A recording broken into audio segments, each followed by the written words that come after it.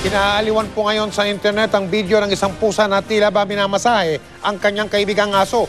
Meron ding video ng isang kuting naman na akala nyo tigring hindi nagpasindak sa isang malaking aso. Narito ang pagtutok ni Lala Roque.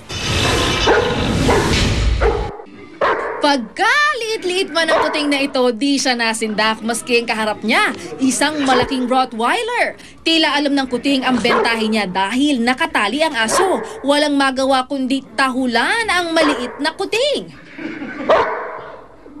Pero talagang small but terrible si Muning na sumugod at napaatras si Bantay. Mahigit 10 milyong beses na yan pinanood sa YouTube. Di naman lahat ng aso't pusa nagbabangayan.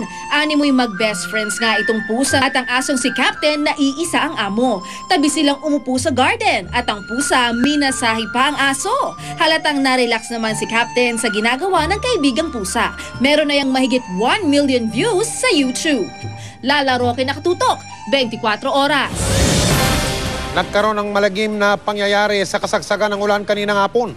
Isa ang namatay at 5 sugatan nang abutan sila ng ulan sa San Mateo, Rizal. Yan ay matapos tamaan ng kidlat ang kubo kung saan sila nakikisilong lamang.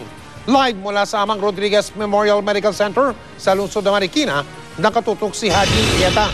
Haji, ano nangyari? Yes, Mike, isang ang patay at 5 itong agad-isrugos sa ospital matapos sila umanong tamaan ng kidlat sa may San Mateo, Rizal. At bunsod ngayon, Mike, itong malakas na pagbuhos ng ulan ngayong hapon.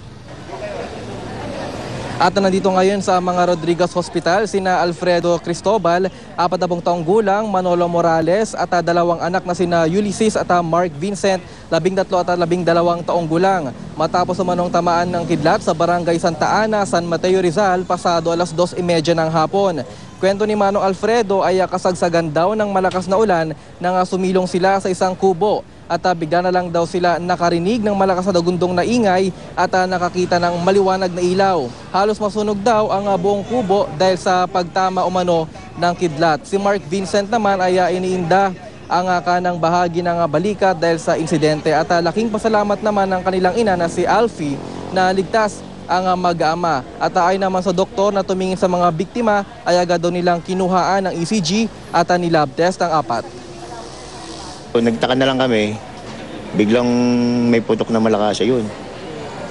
So ano po nangyari sa inyo ngayon? Kumusta na po kayo ngayon? Ayos naman, ayos na ako.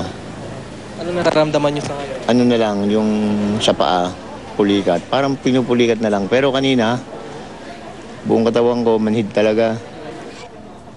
May samantala, dead on arrival naman itong si Jepoy Carriaga at nasa critical na kondisyon ngayon ang kasamang si Pipoy Morales dahil sila raw mismo itong tinamaan ng kidlat na itinakbo naman sa St. Matthew's Hospital. Mike? Maraming salamat, Haji Rieta. Up next, Claudine Barreto, emosyonal ng pag-usapan ng kalagayan ng tatay-tatayan niya sa showbiz na si Dolphy.